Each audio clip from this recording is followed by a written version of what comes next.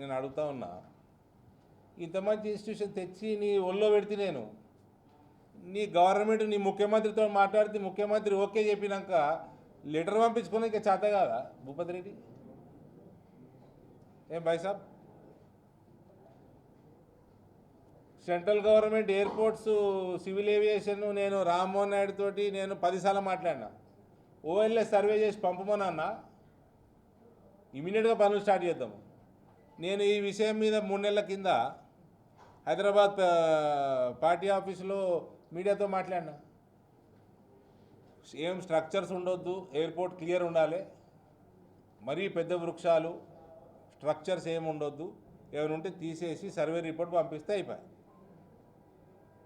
MLA ఏం చేస్తుండండి? 2 పెద్ద ప్రాజెక్టులు, ప్రెస్టీజియస్ ప్రాజెక్టులు.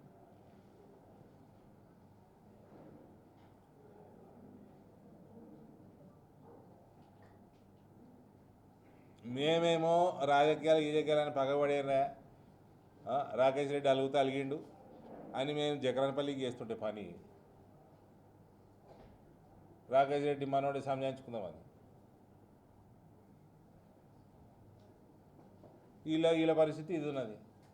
వాడు చెయ్యడు, మనని చెయ్యనియడు. ఏం పార్టీ, ఏం ఎమ్మెల్యేలు, ఏంది ఇది పరిస్థితి, ఏంది జిల్లాది?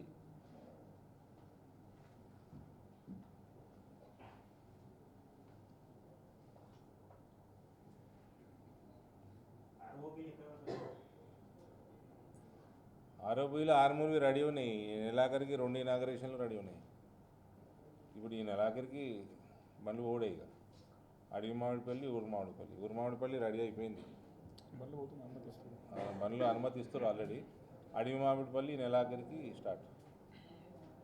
మాధవ్ నగర్, మన ఇదేంటి అరసపల్లి ఈ సంవత్సరం ఆఖరికి అవి 2 స్టార్ట్.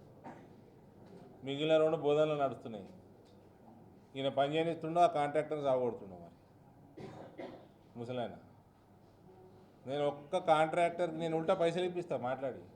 నేను అందరితో ముఖ్యమంత్రితో మాట్లాడి ఫండ్స్ రిలీజ్ చేయించిన. ఇలా కాంగ్రెస్ ఎమ్మెల్యేల పని కూడా నేనే చేస్తున్నాండి.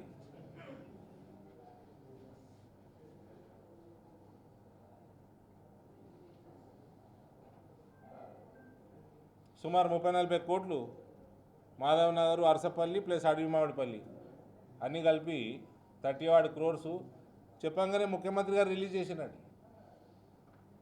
ఈ ల్యాండ్ క్లియర్ చేసిండు. ఈ పోగడ పోతుండే ఈయన వచ్చి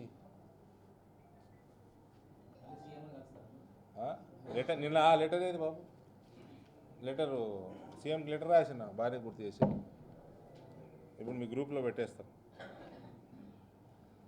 సీఎం లెటర్ రాసిన నిన్న. అంత మంచి ఇన్స్ట్రక్షన్ ఇస్తేవి